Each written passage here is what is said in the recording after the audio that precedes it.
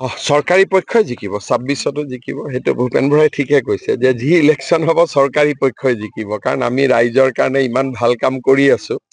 গতিকে যিটো ভূপেন বৰাই কৈছে লোকসভাতো আমি জিকিছো মিউনিচিপালিটিটো আমি জিকিছো বাই ইলেকশ্যনতো আমি জিকিছো পঞ্চায়ততো আমি জিকিছো আৰু নিশ্চয় বিধানসভাতো ৰাইজে আমাকে আশীৰ্বাদ দিব চৰকাৰকে আশীৰ্বাদ দিব তেওঁলোকে যে প্ৰতিশ্ৰুতিবোৰ সম্পূৰ্ণ মিছা ৰাইজক দিয়া প্ৰতিশ্ৰুতিবোৰ তেওঁলোকে জানে যে অসমৰ ৰাইজে এতিয়া কংগ্ৰেছক আৰু ভোট দিয়াৰ মুদত নাই বহু সময় লাগিব এতিয়া নহব গতিকে মই ভাবো যে তেওঁলোকে ডেফিনেটলি পলিটিক্সতো সব পাৰ্টিয়ে ইলেকশ্যন খেলিবই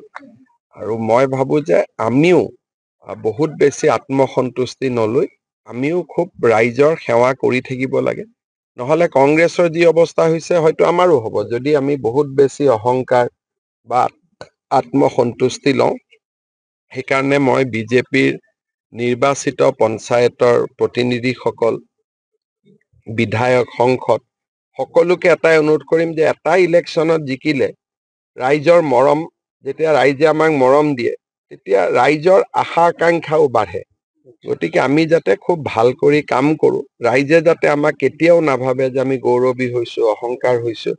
আৰু 8 মাহ পিছত বিধানসভাৰ ইলেকশ্যন আহি আছে গতিকে এই বিজয়টোলৈ আমি যিমান ফূৰ্তি কৰিছো ঠিক আছে কিন্তু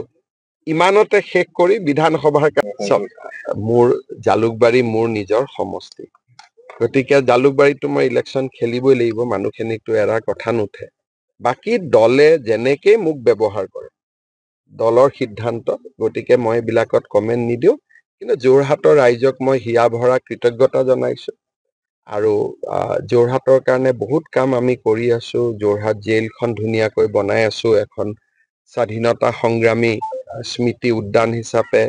আৰু এখন 2-3খন নতুন ফ্লাইঅভাৰৰ কাম চলি আছে অসম মালা ৰাস্তাৰ কাম চলি আছে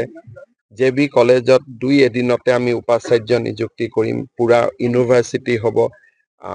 ইণ্ডিগৰ লগত কথা পাতিছো ফ্লাইট এখন যাতে যোৰহাট গুৱাহাটী ডিব্ৰুগড় দিল্লী চলিব পাৰে